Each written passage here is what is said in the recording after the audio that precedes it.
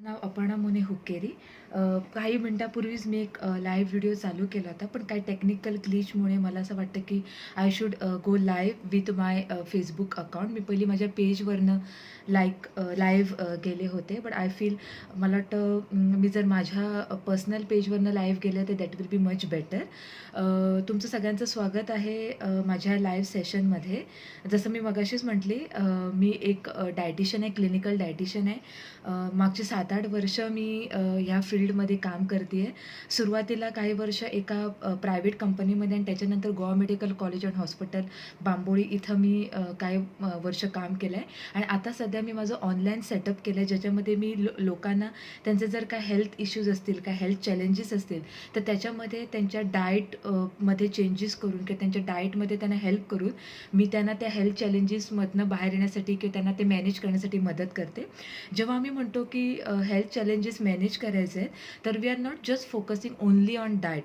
त्याच्यामध्ये डाएटबरोबरच exercise sessions आहेत किंवा 1-to-1 काउन्सिलिंग आहे, पर्सनलाइज डाएट प्लॅन आहेत आणि एक मॉनिटरिंग आहे किंवा ट्रॅकिंग आहे. म्हणजे एक फक्त डाएट दिलं आणि काम झालं असं होत नाही.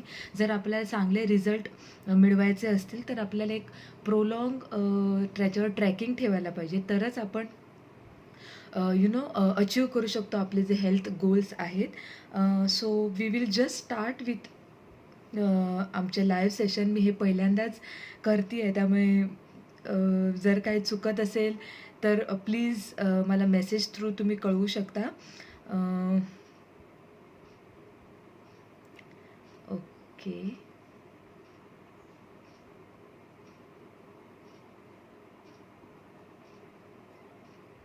ओके.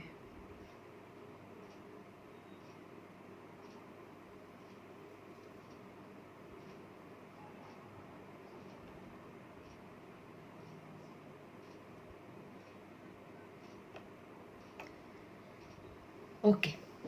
सो आज आपण बोलणार आहोत वजन याच्याबद्दल.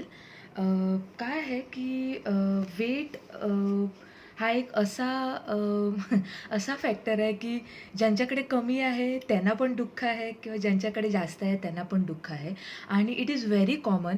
ते फार कॉमन गोष्ट आहे, कारण दोन्ही साईड म्हणजे अंडरवेट असणं, कमी वेट असणं किंवा ओव्हरवेट असणं, जास्त वेट असणं, हे दोन्ही साईड एक्स्ट्रीम ह्या कधीही वाईटच आहेत. आपण जेवढा होईल तेवढा एक बॅलन्स स्ट्राईक करायला पाहिजे, एक बॅलन्सला इथं पोचायला पाहिजे, जेणेकरून जे काय हेल्थ चॅलेंजेस आहेत ते आपल्याला होणार नाही. कारण most of this health challenges जे आता आपल्याला दिसतात त्यांचं कुठे ना कुठेतरी कारण हे वजनच आहे. वजन वर खाली असणं म्हणजे नॉर्मलपेक्षा जास्त किंवा कमी असणं ह्या एक रिस्क फॅक्टर आहे लॉट ऑफ आपले जे हेल्थ इश्यूज आहेत त्याच्याबद्दल. त्यामुळे जर आपल्याला वजन कंट्रोलमध्ये आणायचं असेल तर आपल्याला बेसिकली वजन म्हणजे नक्की काय आहे, त्याच्यामध्ये कोणते फॅक्टर्स इन्व्हॉल्ड आहेत किंवा आपण कसं मोजतो की आपलं वजन बरोबर आहे की नाही, हे पहिले आपण जाणून घ्यायला पाहिजे. तरच आपण डिसाईड करू शकतो की आपल्याला वजन कमी करायचं आहे की नाही, राईट. जर आपल्याला माहीतच नाही की वजन किती कमी करायचं आहे किंवा आपल्याला नक्की वजन कमी करायचं आहे की नाही किंवा ह्या ज्या गोष्टी, तर मग it won't be very helpful. त्याचा जास्त फायदा नाही होणार. त्याच्यासाठी आज आपण बघूया की वजन ह्याच्याबद्दल मला तुम्हाला थोडी माहिती द्यायची आहे बेसिकली. तर जेव्हा आपण म्हणतो की आपलं body weight it is a sum of आपलं हाडांचं वजन बेसिकली, मसल्स, मग आपले इंटरनल ऑर्गन्स, बॉडी फ्लुईड म्हणजे रक्त आहे किंवा बाकीचे जे लिक्विड आहेत बॉडीमध्ये ते, आणि ॲडिपोज टिश्यू म्हणजे फॅट. या सगळ्यांचं together is what is a weight. Okay. So हे आपल्याला पहिल्या तरी लक्षात घ्यायला पाहिजे की वजनमध्ये फक्त मसल्स आणि फॅट नाही आहे, तर तुमचे स्केलेटन पण आहे, म्हणजे तुमच्या हाडांचं वजन पण आहे, तुमच्या ऑर्गन्सचं वजन पण आहे आणि जे लिक्विड फ्लुईड आहे आपल्या बॉडीमध्ये त्याचं पण वजन आहे. हे सगळं इज सब्जेक्ट टू चेंज. म्हणजे हे कधी पण चेंज होऊ शकतं डिपेंडिंग ऑन ग्रोथ. ग्रोथ जसे जसे होत असे तसे तसं ऑर्गन्सचं किंवा स्केलेटनचं मसल वर खाली वजन वर खाली होऊ शकतं. एक्सरसाइज कॅन ऑल्सो डिसाईड की तुमच्या बॉडीमध्ये किती ॲडिपोज टिश्यू आहे, किती मसल्स आहे, सो ते पण अफेक्ट करतं. आणि रिप्रोडक्टिव्ह एज म्हणजे आपण त्या फेजमध्ये असू तर आपल्या बॉडी कॉम्पोजिशन चेंज होऊ शकतं other than reproductive phase. So असे काही फॅक्टर्स आहेत ज्याच्यामुळे हे वजनातले आतले जे कंपोनंट आहेत ते चेंज होऊ शकतात. जर म्हणजे आपलं जे वजन कॉन्स्टंट राहतं डे टू डे बेसिसवर, that is because of a complex system. एक कॉम्प्लेक्स सिस्टम आपल्या शरीरामध्ये कार्यरत आहे, जी आपलं वजन नॉर्मल ठेवायला मदत करते किंवा बॅलन्समध्ये ठेवायला मदत करते. ती आहे न्यूरल म्हणजे आपले जे नर्व्ज आहेत, सेन्सेशन, ती आहे सिस्टम. हॉर्मोनल लेवलवर पण खूप मदत होते आपल्याला वजन कंट्रोलमध्ये ठेवायला. प्लस केमिकल मेकॅनिझम ऑल्सो, म्हणजे काही केमिकल त्यांच्या अप अँड डाऊन की त्यांचं प्रोडक्शन, त्यांचं हे पण आपल्याला वजन नॉर्मलमध्ये ठेवायला मदत करतं. सो बेसिकली ह्या कॉम्प्लेक्स स्ट्रक्चरमध्ये जेव्हा कुठे ॲबनॉर्मॅलिटी येते तेव्हा वी से दॅट आयदर वजन वाढतं आहे किंवा वजन कमी व्हायला लागलं आहे. सो हा इट्स अ कॉम्प्लेक्स, जसं मी म्हणाले की वजन जास्त असणं किंवा कमी असणं कॉम्प्लेक्स प्रोसेस आहे. It is not just simple की तुम्ही खाता म्हणून तुमचं वजन वाढलं आहे किंवा तुम्ही you cannot just say that एका साध्या गोष्टीमुळे हे वजन वाढतं. It's a complex mechanism. आणि म्हणूनच हे कॉम्प्लेक्स मेकॅनिझम जर आपल्याला अंडरस्टँड करायचं असेल त्याचं मॅनेजमेंट पण कॉम्प्लेक्स लेवलवर आहे. सो फक्त डाएट कमी केलं किंवा जेवण बंद केलं म्हणून वजन कमी होईल किंवा आपण हेल्दी होऊ असं नाही. जसं हे वजन वाढणं किंवा कमी होणं ह्याच्यामध्ये ह्या मल्टी लेवलवर काम चालतं. म्हणूनच आपल्याला ते मॅनेज करायला सुद्धा मल्टी लेवलवर बघावं लागतं. ओके. सो जेव्हा आपण म्हणतो की जास्त एनर्जी कन्झम्पशन होत आहे आणि ती एनर्जी स्टोअर होती आहे. म्हणजे जनरली काय होतं की आपण जेव्हा आपण काम करतो की काही करतो तेव्हा जेवढी आपण एनर्जी खात असतो ती युटिलाइज होते and that's how it helps us to maintain a normal weight. म्हणजे जेवढा इनपुट आहे तेवढा आउटपुट होतो. पण काही प्रॉब्लेममुळे इनपुट तेवढाच राहतो इन सम केसेस आणि आउटपुट जर वाढत असेल तर वजन कमी होऊ शकतं किंवा इनपुट तेवढाच आहे आणि आउटपुट जर कमी झाला तर वजन वाढू शकतं. ऑर आउटपुट तेवढाच आहे पण इनपुट जर वाढला तर वजन वाढू शकतं किंवा इनपुट कमी झाला तर वजन कमी होऊ शकतं. सो एकच फॅक्टर नाही आहे, त्याच्यात मेनी फॅक्टर आहेत. सो आता मेन कंपार्टमेंट म्हणजे main body weight is mainly divide केलं जातं ते म्हणजे फॅट मास म्हणजे ॲडिपोज आणि फॅट फ्री मास म्हणजे ज्याच्यामध्ये फॅट नाही आहे असं. सो ॲडिपोज टिश्यू इज बेसिकली आपल्या सम अमाऊंट इन ब्रेनमध्ये असतो, स्केलेटनमध्ये असतो आणि ॲडिपोज टिश्यू म्हणून असतं आपलं फुल बॉडीमध्ये. ॲडिपोज टिश्यूज असतात त्याच्यामध्ये ते फॅट असतं. आणि other than this is fat free mass जे आहे म्हणजे जसं की वॉटर आहे किंवा प्रोटीन्स आहेत, मिनरल्स आहेत, हे जे सगळं आहे किंवा फॅट फ्री मास जे आपल्या बॉडीमध्ये आहे ते all it becomes lean body मास पण त्याच्यामध्ये येतं. लीन body mass is very very important जेव्हा आपण वजन कमी करण्याचा प्रोसेस चालू करतो किंवा वजन कमी करतो तर त्याचं स्टँडर्ड म्हणजे किती चांगल्या तऱ्हेने तुमचं वजन कमी झालं आहे किंवा किती चांगल्या तऱ्हेने तुमचं वजन कमी झालेलं राहील हे जर आपल्याला बघायचं असेल तर आपण लीन बॉडी मास बघतो. म्हणजे आपल्या बॉडीमध्ये फॅट फ्री मास किती राहिलं आहे ते आपण बघतो. आणि ते जनरली मेलमध्ये जास्त असतं आणि फिमेलमध्ये जरा कमी असतं fat free mass or lean body mass. Secondly exercise is another factor. Exercise पण एक्सरसाइजने पण आपण हे लीन बॉडी मास वर खाली आपण करू शकतो. आणि ओल्डर लोकं म्हणजे जी एज्ड माणसं असतात, म्हातारी माणसं असतात त्यांच्यामध्ये लीन बॉडी मास कमी असतं. सो हे 2-3 फॅक्टर आहेत जे लीन बॉडी मास डिसाईड करतात. जसं मी म्हणाले की वेट लॉस जर आपल्याला कन्सिस्टंट पाहिजे असेल आणि जर तो परत यायला नको असेल तर आपल्याला फॅट लॉसवर फोकस करायला पाहिजे and not just overall weight loss. So जेव्हा आपण फक्त ओव्हरऑल वेट लॉस म्हणतो तेव्हा त्याच्यामध्ये समजा लीन बॉडी मास कमी झालं तर ते कमी झालेलं वजन परत वाढण्याची शक्यता असते. किंवा लीन बॉडी मास जर कमी झालं, तर आपल्याला आणि पण काही इश्यूज चालू होऊ शकतात, जे generally are not good for our health, right? So जेव्हा आम्ही वेट लॉस म्हणत असतो, तेव्हा बेसिकली आपल्याला ट्राय करायला पाहिजे ते म्हणजे फॅट लॉस. ठीक आहे.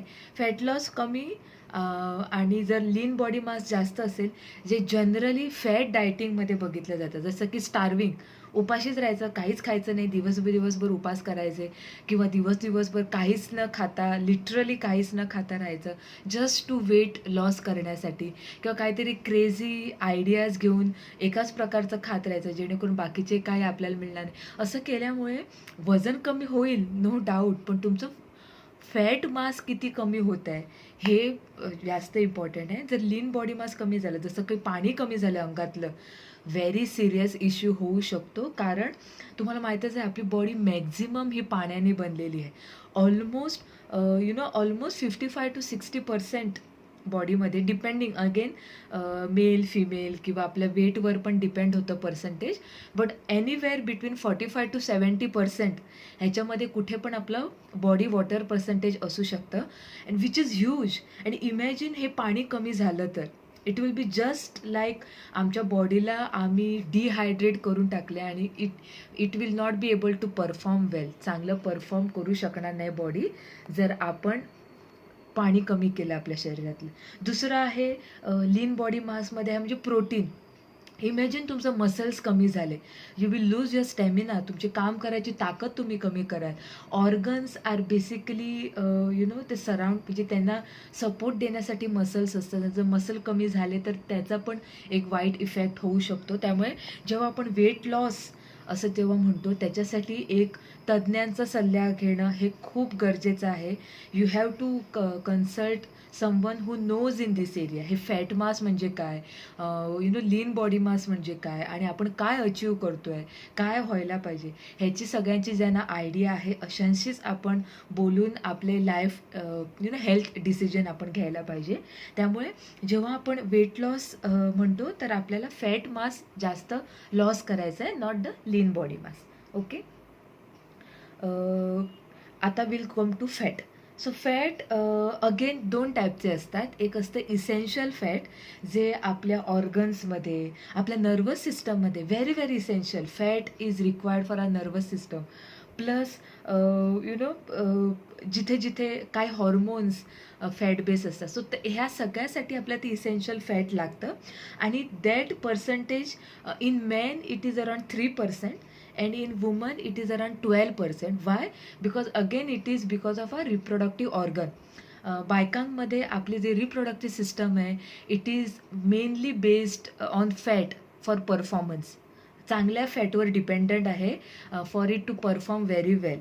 त्यामुळे आपल्यामध्ये इसेन्शियल फॅटचं प्रमाण हे almost more than 3-4 times than man असतं. सो ऑलमोस्ट 12% हे इसेन्शियल फॅट आपल्या शरीरामध्ये असतं, आणि मेलमध्ये अराउंड 3% असतं. And there is one more type of fat, that is storage fat. Storage fat का हवं असतं? आपण आपलं जे ओव्हरऑल एव्होल्युशन झालं आहे माणसाचं, आपण खूप साऱ्या स्टेजेसमधनं गेलो आहे, ज्याच्यामध्ये कधी आपल्याला फॅमिन, म्हणजे आपल्याला अन्नधान्य मिळालं नाही, किंवा आपण खूप महिने उपाशी राहिलो, किंवा असे पण एव्होल्युशन झाले आहेत की आपल्याला आपण खायला घेतलं आहे, पण ते नेक्स्ट कधी मिळेल ह्याची गॅरंटी आपल्याला नव्हती. सो ह्या स्टेजमध्ये जेव्हा आपलं एव्होल्युशन झालं आहे, आपण त्याच्यातनं आलो आहे ह्या स्पीशीजपर्यंत पोचायला, राईट? सो त्याच्यामध्ये खूप जेनेटिकली चेंजेस झाले आहेत आपल्या बॉडीमध्ये, आणि fat storage is another way of survivor. Fat आपल्याला तेव्हा मदत करतो, हा फॅट स्टोअर केलेला, जेव्हा आपल्याला महिनोन-महिने अन्न मिळत नाही, किंवा आपल्याला एकदम हेवी फिजिकल एक्सरसाइज करायची गरज असते, किंवा व्हेरी फिजिकल ॲक्टिव्हिटी करायची गरज असते. त्याच्यामध्ये तेव्हा आपल्याला एनर्जी मिळावी ह्याच्यासाठी हा फॅट स्टोअर केला गेलेला होता. बिकॉज तेव्हा जेव्हा आपण एवढे ॲडव्हान्स नव्हतो किंवा एवढे डेव्हलप नव्हतो, तेव्हा we had to run a lot, आपण गॅदरर्स होतो, आपण हंटर्स होतो. आपल्याला ठिकठिकाणी जावं लागायचं. We used to cross across the countries, आधीचे लोकं, आणि कधी अन्न मिळेल नेक्स्ट हे आपल्याला माहीत नसायचं. त्यामुळे तो सगळा इश्यू सॉल्व्ह करण्यासाठी it has been made in our body. पण आता असं झालंय की आम्हाला माहीत आहे आपलं नेक्स्ट मील येणार आहे. लंच नंतर डिनरची गॅरंटी आहे आपल्याकडे. पण तरी पण वी इंडल्ज सो मच. आम्ही आपल्या जेवणामध्ये एवढं इन्व्हॉल्व्ड होतो की आपण असं इन्व्हॉल्व्ड होतो की नेक्स्ट मील मिळणार आहे की नाही, राईट? त्यामुळे काय होतं की ते फॅट स्टोरेज जे आहे ते अजूनही चालू आहे, अजूनही कंटिन्युअसली होत आहे आणि अजूनही वाढतच चाललं आहे. जसं-जसं आपण आणि इव्हॉल्व होत चाललो आहे, तसं-तसं ते कंट्रोल होण्यापेक्षा अजून वाढतच चाललं आहे. आणि दॅट इज द रिझन की आपल्याला आता हे सगळे इश्यूज दिसतायत. That is mainly because of आपली जी कॅपॅसिटी आहे फॅट स्टोअर करायची, right? So we cannot be a zero fat or we cannot just lose our fat completely. Fat हे कुठेतरी पाहिजे, जसं मी म्हणाले की इसेन्शियल फॅट, राईट? सो ते पर्सेंटेज आपल्या बॉडीमध्ये ठेवायलाच पाहिजे. सो सेकंड थिंग की जेव्हा आपण वेट लॉस करतो तेव्हा हे पण आपल्याला गोष्टी लक्षात ठेवायला पाहिजेत की चांगलं फॅट आहे की नाही आपल्या शरीरामध्ये, आणि म्हणजे स्टोर्ड जे फॅट आहे ते जात आहे. ओके, सो हे जे स्टोर्ड फॅट आहे, जसं मी म्हणाले की it's a primary source of energy. आपल्याला एनर्जीचा सोर्स आहे. अंडर द स्किन जास्तचं स्टोअर होतं फॅट, आणि अराउंड इंटरनल ऑर्गन्स, म्हणजे आपल्या आतमध्ये जे इंटरनल बॉडी पार्ट्स आहेत त्यांना प्रोटेक्ट करण्यासाठी फ्रॉम ट्रॉमा, म्हणजे काही ब्लो किंवा काही धक्का ह्याच्यापासून वाचवण्यासाठी त्यांच्या बाजूला प्रोटेक्टिव्ह लेअर तयार व्हायला लागते. आणि ही जर जास्त झाली तर मग त्यांचं कामं हिंडर करायला लागते, right? So it's just like imagine की तुम्ही एक स्वेटर घातलं, राईट? सो थंडी, आपल्या गोव्यात तर जास्त थंडी नसते, पण say raincoat, okay, we can take example of raincoat because आपल्याकडे भरपूर पाऊस पडतो. सो इमॅजिन बाहेर पाऊस पडतोय, तुम्ही एक रेनकोट घातला, यू आर परफेक्टली फाईन. तुम्ही आणि एक घातला, ओके, थोडंसं गरम होईल तुम्हाला, पण ठीक आहे, यू कॅन स्टील वर्क. तुम्ही जर रेनकोट्सचे थर चढवत राहिला तुमच्या अंगावर, तर आफ्टर सर्टन टाईम तुम्हाला हात पण नाही हलवता येणार, तुम्हाला चालता पण नाही येणार. यू विल बी कम्प्लिटली काय म्हणतात ते इमोबाईल होऊन जाल. Same thing happens with organ. एक coat, 2 coat, protective layer up to certain level is good, पण इमॅजिन ते वाढत चाललं आहे, तर मग it is not going to help that organ, तो आणि प्रॉब्लेम करणार. त्यामुळे under the skin is also act like insulation, आपल्या बॉडी टेम्परेचर मेंटेन ठेवण्यासाठी, आणि अराउंड दी ऑर्गन अगेन त्यांना प्रोटेक्ट करण्यासाठी. पण anything above normal is bad. त्यामुळे फॅट स्टोअरसुद्धा जर जास्त व्हायला लागला, that is also not good. So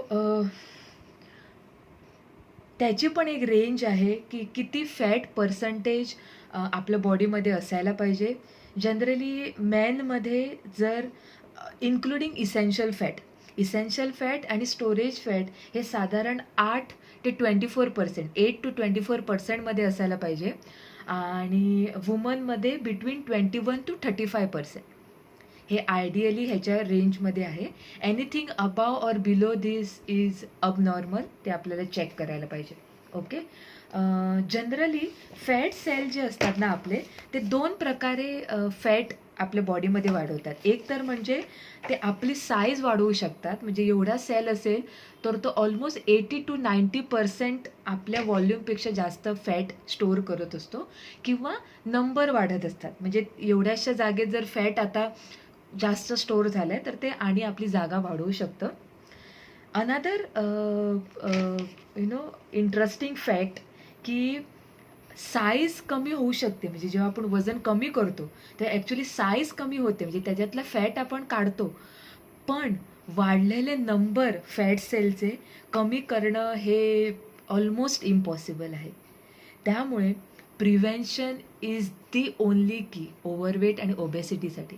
आपण जेवढं स्वतःला प्रोटेक्ट करू ओव्हरवेट आणि ओबेस होण्यापासून, तेवढंच चांगलं आहे. कारण एकदा हे नंबर वाढायला लागले फॅट सेलचे, तर मग रिबाउंड जे आपण म्हणतो, जर आपण प्रॉपर काळजी घेतली नाही, वेट लॉस केल्यानंतर एक मेंटेनन्स लाईफस्टाईल फॉलो केली नाही आणि परत बॅक टू नॉर्मल जर आपण आधी होतो तसं जर आपण चालू केलं, तर रिबाउंड इफेक्ट होऊ शकतो आणि परत वजन वाढू शकतं.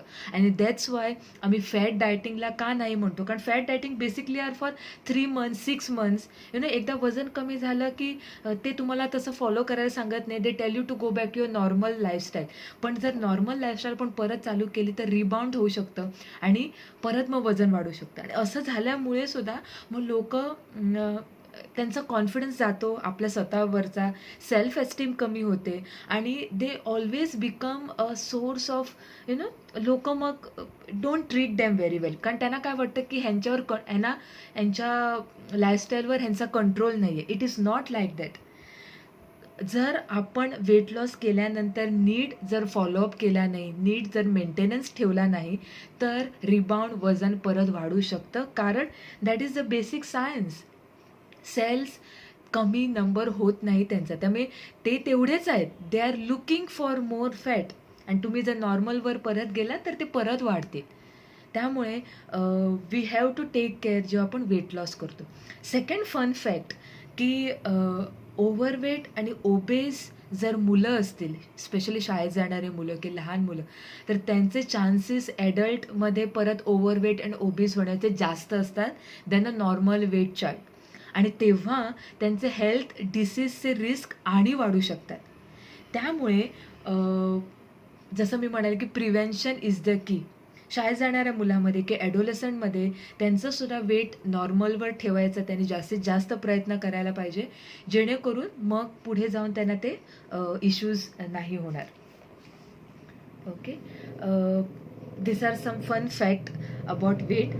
अंडरवेटबद्दल बोलायचं झालं तर अंडरवेट बेसिकली कधी generally it is not that तेवढं डेट्रिमेंटल किंवा तेवढं इश्यू वाईज नाही आहे. पण जर फारच वजन कमी आहे, एवढं वजन कमी आहे की आतले ऑर्गन्स नीट काम करत नसतील, then it is a serious problem. Okay.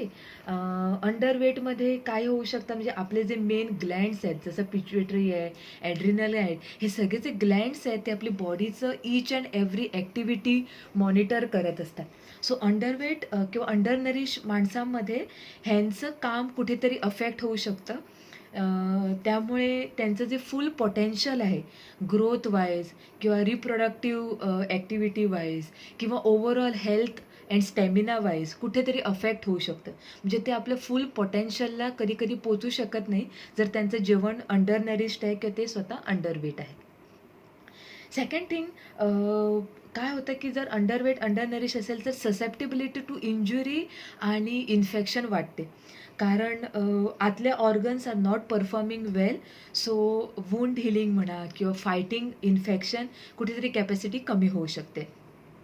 आणि थर्ड थिंग, सायकोलॉजिकली सुद्धा काही प्रॉब्लेम्स होऊ शकतात. कारण at the end of the day whatever we think किंवा आपले जे कॉग्निटिव्ह डेव्हलपमेंट आहे ती सुद्धा it's a complex working of hormones.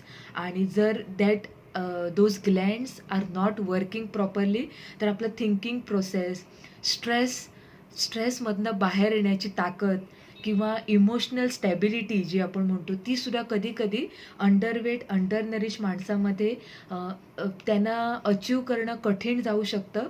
So आपण जनरली त्यांना लेबल करतो किंवा त्यांना डिस्क्रिमिनेट करतो if someone is not able to control their emotion, if someone is not able to cope up with their mental issues. पण ते कुठेतरी nutrition related पण असू शकतात. नॉट ऑलवेज की आपण त्यांना जज करावं. जर आपण त्यांची चांगली हेल्थची काळजी घेतली, त्यांना चांगलं न्यूट्रिशनली ॲडेक्वेट दिलं तर may be it will help them instead of judging them, instead of त्यांना कमेंट करण्याबद्दल. Okay. Reasons actually main reason असू शकतं ते म्हणजे इनसफिशियंट इनटेक. इनसफिशियंट इनटेकमध्ये जर जेवढी गरज आहे तेवढं जर ते जर अन्न घेत नसतील तर ऑफकोर्स अंडरवेट अंडरनरिश राहू शकतात. ॲक्टिव्हिटी जर जास्त असेल, म्हणजे अन्न खातात चांगलं, पण त्यांची फिजिकल ॲक्टिव्हिटी जर जास्त असेल, म्हणजे आउटपुट जास्त असेल जसं मी म्हणाले, तरी ते अंडरवेट, अंडरनरिश राहू शकतात. जर काही ॲब्झॉर्प्शन किंवा मेटाबॉलिझम रिलेटेड प्रॉब्लेम असेल, म्हणजे ते खातायत, सगळं अन्न व्यवस्थित खातायत, पण ते जर पचतच नसेल आणि त्याच्यातले जे चांगले न्यूट्रिएंट्स आहेत ते जर ॲब्झॉर्बच होत नसतील, तरीसुद्धा they can lead to underweight, undernourishment. काही अंडरलाईन डिसीज असेल, for example cancer is very high demanding problem आहे. तो आतल्या आत तुमचं पोषण सगळं ओढून घेत असतो आणि तसा जर काही इश्यू असेल तरीसुद्धा वजन वाढू शकत नाही कधी-कधी. किंवा हायपर थायरॉईड पण एक इश्यू आहे ज्याच्यामध्ये की ते खूप हाय डिमांडिंग प्रॉब्लेम आहे आणि तुम्ही जे काही खाता ते जस्ट तो वेस्ट करून टाकतो. There is no storage. So that can also lead to underweight. आणि काही इमोशनल स्ट्रेस असतील, सायकॉलॉजिकली स्ट्रेस असतील, तर ते सुद्धा can lead to disturb eating and can lead to underweight and undernourishment. So दोन्ही is not good for health आणि दोघांचंही मॅनेज करणं इज व्हेरी व्हेरी इसेन्शियल. आता आपण बघूया की आपण कसं कॅल्क्युलेट करू शकतो की आपलं बॉडी वेट आयडियल आहे की नाही. तर बेसिक आपण यूज करतो काही फॉर्म्युलाज. त्याच्यातला पहिला आहे BMI, म्हणजे बॉडी मास इंडेक्स. तो तुमचं वजन आणि हाईट इन मीटर स्क्वेअरमध्ये घेऊन आम्ही कॅल्क्युलेट करतो आणि त्याची रेंज आहे. दॅट रेंज डिटरमाइन्स की तुम्ही अंडरवेट आहात, नॉर्मल आहात की ओव्हरवेट आहात. सेकंडली आपण वेस्ट आणि हिप रेशो पण कॅल्क्युलेट करू शकतो आणि स्पेशली फॉर डायबिटीज किंवा इन्सुलिन रेझिस्टन्स ह्याच्यासाठी वेस्ट सरकम्फरन्स म्हणजे आपला पोटाचा घेर हा व्हेरी व्हेरी इसेन्शियल आहे आणि डायरेक्ट को रिलेशन आहे त्याच्यामध्ये. हायर द पोटाचा घेर, higher is your risk for diabetes किंवा इन्सुलिन रेझिस्टन्स त्याच्यामध्ये होऊ शकतं. जनरली मुलांमध्ये less than 40 inches 40 centimetres 40 inches and फिमेलमध्ये 35 हे आयडियली असायला पाहिजे. त्याच्यापेक्षा जास्त is considered to be 40 I think it's centimetre. I am really sorry, I just get it back. मी कन्फर्म करून तुम्हाला सांगेन. पण त्याच्यामध्ये आपल्याला we have to take care of it. Then body ॲनालायसिस, त्याच्यामध्ये एक मशीन असतं जे तुमच्या बॉडीमधलं fat percentage, muscle percentage, water percentage हे सगळं सांगू शकतं. There are actually many type of machines, जसे की DXA आहे, डेक्सा आहे किंवा BIA आहे. पण त्यातल्या त्यात BIA is very commonly available. ते ऑनलाईन पण मिळतं किंवा even if you visit some health professionals त्यांच्याकडे पण ते असू शकतं. ते तुम्हाला तुमच्या बॉडीमध्ये किती फॅट पर्सेंटेज आहे आणि त्याच्यावरनं किती लॉस करायला पाहिजे, किती तुम्हाला गोल तुम्ही सेट करू शकता. Okay. Then depending on circumferences also, म्हणजे आपले नेक सर्कम्फरन्सेस, वेस्ट आणि हिप सर्कम्फरन्सेस ह्याच्यावरनं पण आपण फॅट पर्सेंटेज काढू शकतो. But that may not be very accurate. एक जस्ट आयडिया येण्यासाठी तुम्ही हे यूज करू शकता आणि त्याच्यावरनं तुम्ही कॅल्क्युलेट करू शकता. Plus there is also called as calipers, जे तुमचं फॅट पिंच किंवा फॅटचा ओव्हरऑल पर्सेंटेज त्याच्यावरनं काढू शकता की बॉडीमध्ये किती आहे. ते स्पेसिफिक स्पॉट्स असतात आपल्या बॉडीवर ज्याच्यामध्ये आपण ते जर मेजर केलं तर आपण ओव्हरऑल बॉडीमध्ये किती फॅट पर्सेंटेज हे कॅल्क्युलेट करू शकतो. पण calipers also are not that easily available आणि ओनली विथ हेल्थ प्रोफेशनल्स ते असतात. पण one of the commonly available instrument is BIA. ते तुम्ही बघू शकता अवेलेबल आजूबाजूला आणि त्याच्यावर तुम्ही कॅल्क्युलेट करू शकता. स्पेशली ज्यांना वेट लॉससाठी जायचं आहे, ज्यांना वेट लॉस अचीव करायचं आहे, त्यांनी पहिली आपलं फॅट पर्सेंटेज आणि लीन बॉडी मास पर्सेंटेज कॅल्क्युलेट करणं खूप महत्त्वाचं आहे आणि वेट लॉस अचीव केल्यानंतर किती त्याच्यामध्ये फरक पडला आहे ते पण कॅल्क्युलेट करणं महत्त्वाचं आहे. So that's all I wanted to share. आज ऑलमोस्ट अर्धा तास. येस, मला हे आज तुमच्याशी शेअर करायचं होतं. ओबेसिटी, जसं मी म्हणाले की तुमची डायबिटीज, हार्ट डिसीज किंवा काही type of cancer, gallbladder disease ह्या सगळ्यांची रिस्क वाढवते. त्यामुळे ते मॅनेज करणं फार महत्त्वाचं आहे. Prevention is the key. जसं मी म्हणाले की जर आपल्याला ह्या सगळ्या डिसीजच्या लाईनला जायचं नसेल तर आताच आपल्या वजनाची आपल्याला काळजी घ्यायला पाहिजे. And third thing is underweight also is not very good. ते तुमचे इंटरनल ऑर्गन्सवर खूप प्रेशर घालतं, त्यांना काम करायला, त्यांचं फुल पोटेन्शियल यूज करायला मिळत नाही. त्यामुळे ते पण आपल्याला टॅकल करायला पाहिजे. सो हे 3 point are to takeaways आहेत. आणि जर तुम्हाला काही क्वेरीज असतील तर तुम्ही नक्कीच कमेंटमध्ये आता टाकू शकता, किंवा माझ्या फेसबुक पेजला तुम्ही व्हिजिट देऊन तिथं पण थ्रू मेसेजेस तुमचे जर काही क्वेरीज असतील तर तुम्ही मला तिथे भेटू शकता. तुम्हाला जर तुमच्या काही हेल्थ इश्यूजमध्ये तुम्हाला असं वाटतं की आय कॅन हेल्प यू, तुम्हाला असं वाटतं की तुम्हाला तिथे गरज आहे मदतीची, तर नक्की मला मेसेज करा, पिंग करा. आणि मी नक्की प्रयत्न करीन की तुमच्या हेल्थ एलिमेंट्समध्ये, तुमच्या हेल्थ प्रॉब्लेममध्ये तुम्हाला मदत करायचा. आणि त्याच्यातनं तुम्हाला तुमचा ओव्हरऑल आजार मॅनेज करायला. So I just wait for another 5 minutes. मी 5 ते 6 मिनटं पण वाट बघू की काही प्रश्न असतील तर. नाहीतर I will end my session today. माझ्यासाठी आजचं हे सेशन खूपच चांगलं होतं आणि हा एक्सपिरियन्स पण खूप चांगला होता. आणि मला आवडलं तुमच्याशी असं ऑनलाईन भेटायला. आणि मला असं वाटतं की मी परत अशी नक्कीच भेटेन एक वेगळा नवीन आजार किंवा नवीन प्रॉब्लेम घेऊन. आणि तसं जर तुम्हाला वाटत असेल तर नक्की परत through comments and through messages मला सांगा की ओव्हरऑल हा एक्सपिरियन्स तुम्हाला कसा वाटला. आणि येस.